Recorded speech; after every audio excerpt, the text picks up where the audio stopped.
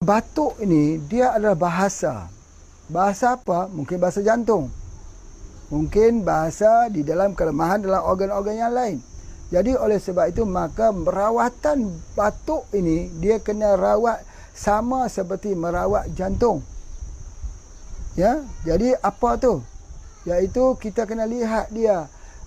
Boleh juga kita menggunakan propolis. Boleh kita gunakan madu. Ya, madu daripada madu kelulut. Boleh juga kita gunakan dia untuk menghilangkan batuk ni daripada sarang burung walet.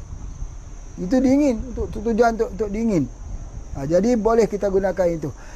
Bergantung, mari kita lihat dulu di atas lidahnya itu ada selaput tebal atau tidak. Kalau ada selaput tebal warna putih itu tandanya panas.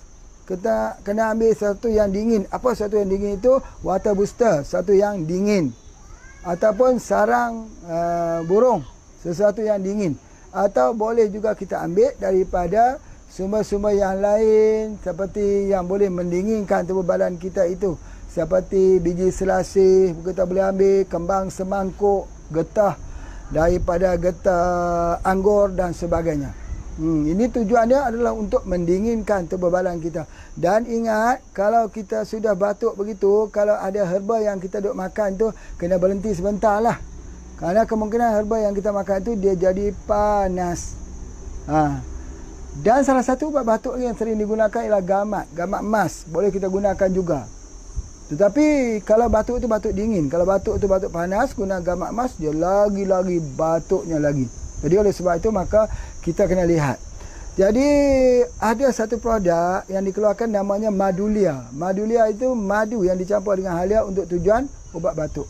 Boleh juga kita gunakan. Yang pentingnya orang yang ada batuk ni dia kena tidur, dia dapat tidur yang deep sleeping. Kalau dia tak dapat deep sleeping, batuknya ini akan berterusan. Sebab penyembuhan batuk dalam tidur. Jadi oleh sebab itu selalunya Pak Haji akan bagi OTS. Aneh kan OTS, kita semprot saja di bahagian lengan di sebelah kiri ini, kita semprot dekat sini, kemudian orang itu akan tertidur. Bila dia tidur, dia sudah tak batuk lagi. Bila dia bangun pada selepas itu, dia sudah tidak batuk lagi. Jadi oleh sebab itu batuk dirawat dengan menggunakan OTS dengan kita semprot di sini. Insya-Allah dengan izin Allah Subhanahu Wa Taala. Itu ubat batuk ya. Kemudian begitu juga ubat batuk juga boleh gunakan minyak bubut atau MPH, boleh gunakan dengan kita minum. Minyak penawar rimba juga boleh guna untuk ubat batuk. Dan apa juga ubat batuk boleh guna juga dengan IMS. IMS juga boleh gunakan ubat batuk. SJ2 ataupun embun umum pagi juga boleh gunakan sebagai ubat batuk. InsyaAllah itu salah satu daripada terapi yang sangat baik. Apatah lagi kalau suara sudah serak, batuk tak mau hilang sebagainya.